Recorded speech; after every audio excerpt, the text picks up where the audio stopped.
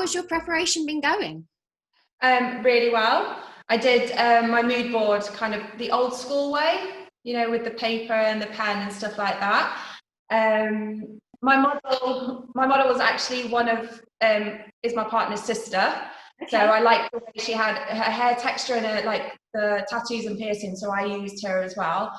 I did some practicing on a doll's head as well before I did it, because it was quite a complicated style, and I was using I can say it, bungee tape as well. So I was trying to get that perfect. So when I did it yesterday, it was fine as well. So yeah, I think it's gone all right so far. Good. And so when you were coming up with the idea, was it mainly the model you had in mind? Obviously you said the personal connection there. Did you decide you were going to use her and then went, right, I'm going to think what I can do with her, or did the idea come to you beforehand? A bit of both. I kind of wanted to use her anyway because she got me through to the regionals. So I thought, oh yeah, that would be like, I felt like a little connection. I was like, I want to use her. And she is an amazing model for me. I was just like, that's perfect. And the other thing is my theme was like a Japanese image. So I had some work on a family member's wall that was a print. So I kind of used that. And then also my background is art. So I did art before I did hairdressing. So I also used that with it as well. So I was using the architecture. So like printing and architecture and sculptures, like Barbara Hapworth sculptures where they're curved and everything, to kind of go with the head, with the shapes are curved and round. It's fascinating seeing sort of the two worlds collide in your mind there. You mentioned you used bungee in some of the styling. In terms of products, were there any particular product heroes that you used? Do you want me to show you? Which one? Go on. Oh, yeah. So we had the Sebastian Dark Oil, which was amazing because Amelia's hair is Afro-Caribbean hair. So this was perfect to add all the moisture and stuff back in. And then, of course, Texture Maker, because it's got that nice, like, rough feel, so you can get that good texture on it. And then also, because I had some smooth, like, knots in there, I used the micro web fiber, which was amazing. The Shape Fierce hairspray, of course, because that is an amazing hairspray to hold, especially at the top of my model's head. There was like a fuzzy texture going on, so I needed to create like a cloud. This was perfect. So yeah, use that. Brilliant, thank you. And in terms of the entry process, the journey so far, am I right in thinking this is your first time entering Trend Vision, isn't it? It must have felt very different how you expected it to go. Are you able to talk a little bit about that?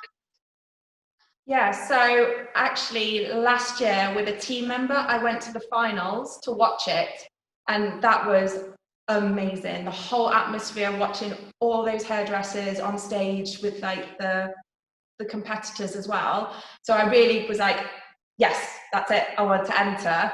So I thought I'd give it a go and kind of see what happens, and I just did my image. My first image was just what I wanted to do, and then of course this one is another one that I just thought, I'll push those boundaries a little bit more. So my first one was a little bit more simpler, whereas this one was a bit more with the techniques. So I was looking at different artists as well, like different hairdressers and their techniques they were doing as well that I saw on Instagram. So yeah. Great.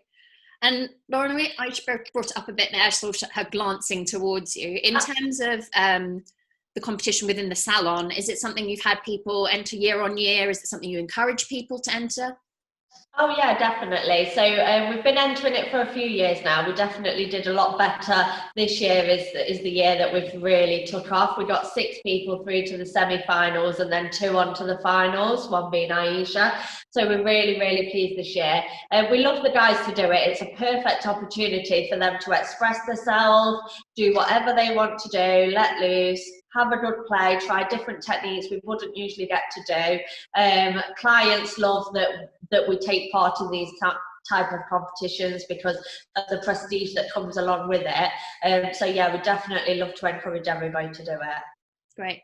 And you mentioned clients there. On the business side, do you think it kind of gives this lifts the salon reputation in a way that if you've got people there who are finalizing as sort of editorial styling specialists and things, that when clients walk in and see perhaps the trophy in reception, it places, oh, my salon's won an award, or the stylist at my salon won an award, and it lifts things in that way as well. Oh yeah, definitely, 100%. We have so many clients commenting because we've had a few awards for the salon in the past. So whenever they see them, they always comment, and they love to know what we're up to, that we're keeping on top of new trends, new fashions, that we are forefronting a lot of things that are going along in the industry. So they love it. They love that our staff get the freedom to enjoy stuff as well. So definitely. Brilliant. And on the support side of things, how much involvement do you have with individual staff who've entered? So are you there as sort of an idea bouncing ideas off, like soundboard for them, or do you help with photography? Give me an idea of that. So anything we can offer to the guys entering, we will do. So we usually like to do it as kind of a team thing. We've got an artistic team, so especially when it's more the first photographic rounds, we'll all try and help each other out as much as possible. And then when we're getting people through, we all then try and help those. We kind of set the team little tasks. Can you help this? Ayesha wants this type of outfit. If anybody finds anything, go for that. We provide as much support as possible, the time, the resources, anything they need to help them do it and get as far as possible, we will give them. Brilliant. Ayesha, even if sort of this final stage doesn't bring gold, maybe silver, bronze, or just the experience of it all, what has competing in TVA 2020 kind of taught you or made you realise?